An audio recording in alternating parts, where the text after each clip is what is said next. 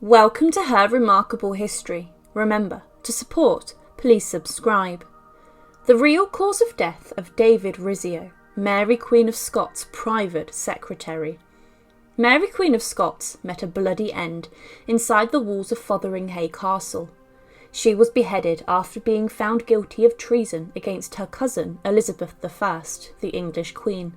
Mary was the Queen of Scotland from December 1542 to 1567, when she was forced to abdicate. She had been married to the Dauphin of France Francis, and then became the Queen Consort for around a year. Her love life was subjected to much debate, and it was one of her weaknesses. She then married Henry Stuart, Lord Darnley, her half-cousin. However, he was found murdered in a garden, and it was believed that this was planned by James Hepburn, the 4th Earl of Bothwell, who Mary then married. Marrying your second husband's assassin was a rather debatable thing for the Scottish people. However, there was a rather bloody incident that occurred inside the Palace of Holyroodhouse whilst the Queen was present. Today we look at the real cause of death of David Rizzio, the private secretary to Mary Queen of Scots, who was slain in a horrific and bloody fashion. Remember, to support our channel, please subscribe. Now, David Rizzio was born in around the year of 1533, and little is known about his early life. He travelled from Turin, where it's assumed he grew up, at the court of the Duke of Savoy, which was based at Nice.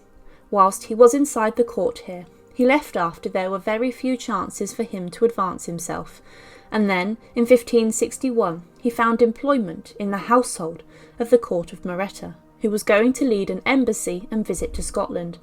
So Rizzio travelled to Scotland, and at the time the royal court had no use for Rizzio and sent him away. But he then became close to the musicians that at the time entertained Mary Queen of Scots. These had come from France with the Queen, and Mary was very keen on music. Rizzio himself was considered to have been a talented musician, and in particular a very good singer whose talents were admired by Mary. Mary took a liking to Rizzio, and he was rewarded with money and status, and became rather wealthy. At the time, Rizzio was employed by Mary. She was infatuated with Lord Darnley. He was a narcissistic and conspirator, and also rather abusive husband.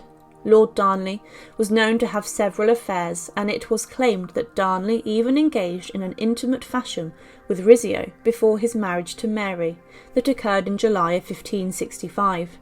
Married life was not good for Mary and Darnley, and it was seen that he was exploiting the Queen for his own political power and gain, and he wished greatly to become king. Darnley believed that Mary, the anointed monarch, was underneath him, and things became strained as he was denied the right to bear the royal coat of arms. Shortly before their marriage, Mary made David Rizzio, this mysterious flamboyant musician, from the continent her private secretary. He was a very ambitious man, and he became responsible in controlling access to the Queen, and he viewed himself as a Secretary of State, an important member of the Scottish government. This caused suspicion, as some started to become very jealous of Rizzio's rise to fame. Some accused him of seducing Mary, Queen of Scots, and it was alleged that Mary and Rizzio were indulging in a secret adulterous affair. On top of this, many thought that as a Catholic and a foreigner, he was too close to the Queen, and at the time, the rumour mill in court began to spin. He was being paid a rather large sum of money for his work, and also was given rich gifts of the finest clothes from the continent.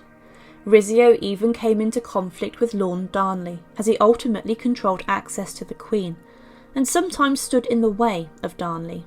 Immediately after the marriage of Mary and Darnley, Darnley began to plot to change Scotland's religion, and even confided in Rizzio. Darnley's work threatened to undo all of Mary's hard work with regards to religion. Across the border in England, Henry VIII had kick-started the English Reformation, and there was a divide in the country between Catholics and Protestants. But in Scotland, Mary's Catholicism led her ideas on religion, and she tried to keep Scotland together. Darnley's plans for religion, along with his adultery and drinking, ruined his and Mary's marriage. Along with his father, Matthew Stuart, the 4th Earl of Lennox, Darnley began to plot against Mary, and they tried to get Mary to hand over the crown to Darnley.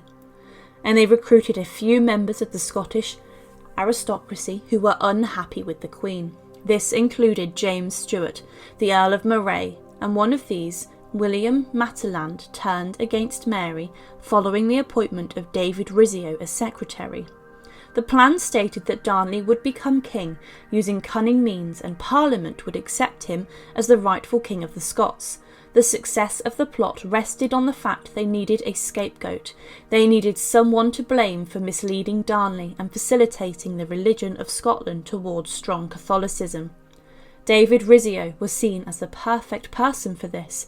He was the Queen's private secretary, very close to Mary, and was a Catholic himself, and many believed he was sleeping with Mary.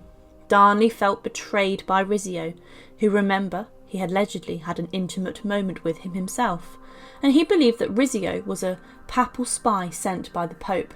Rizzio was portrayed as the Queen's adulterous lover, and his assassination was planned. The murder of David Rizzio was motivated by immense jealousy. In the Palace of Holyroodhouse, in her supper chamber, on the 9th of March 1566, at around 8 o'clock, the bloody and violent attack occurred.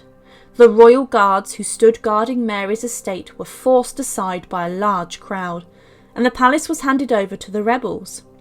Mary was sitting in the supper room with Rizzio, which itself is part of the bedchamber at Holyroodhouse, and it is assumed that they were eating. Mary, Rizzio, along with Lady Agril, were sat at the dinner table. Mary at the time was 6 months pregnant with the future King James, who was rumoured to have been Rizzio's child.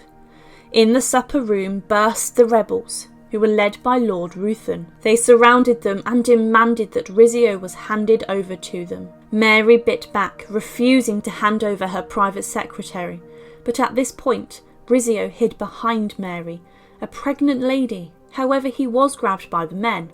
During this incident, even one of the rebels pointed his gun at Mary's pregnant stomach, and another man threatened to stab her.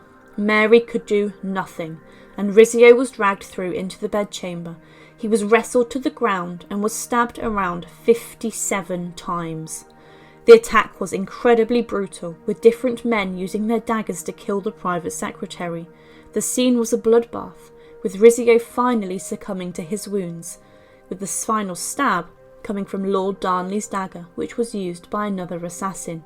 His body was then thrown down a nearby staircase, having been stripped of its jewels and expensive clothes, before the gang of men fled the palace. It was clear that Darnley was behind Rizzio's assassination, and Mary confronted her husband about this, who stated that Rizzio had cuckolded him and that he was to blame for the problems in their marriage. Mary was then kept guarded, which was later relaxed, but she did manage to escape the palace. It was clear that the assassination of David Rizzio was motivated by jealousy. Lord Darnley believed that he had been replaced in Mary's heart by the flamboyant European musician, who it's clear charmed the Queen greatly. Rizzio's death was easy to have foreseen, with the fact he got very close to the Queen, and this caused a great deal of suspicion. Despite being stabbed over 57 times, it was pure jealousy, and Darnley's wish to make the Queen look weak so that Parliament would make him the rightful Queen. Darnley was not a nice man. He was a drunkard who was violent, and the attack on Rizzio shows how far he would go to get what he wanted, but ultimately Mary would have the last laugh.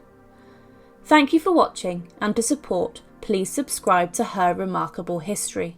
Thank you.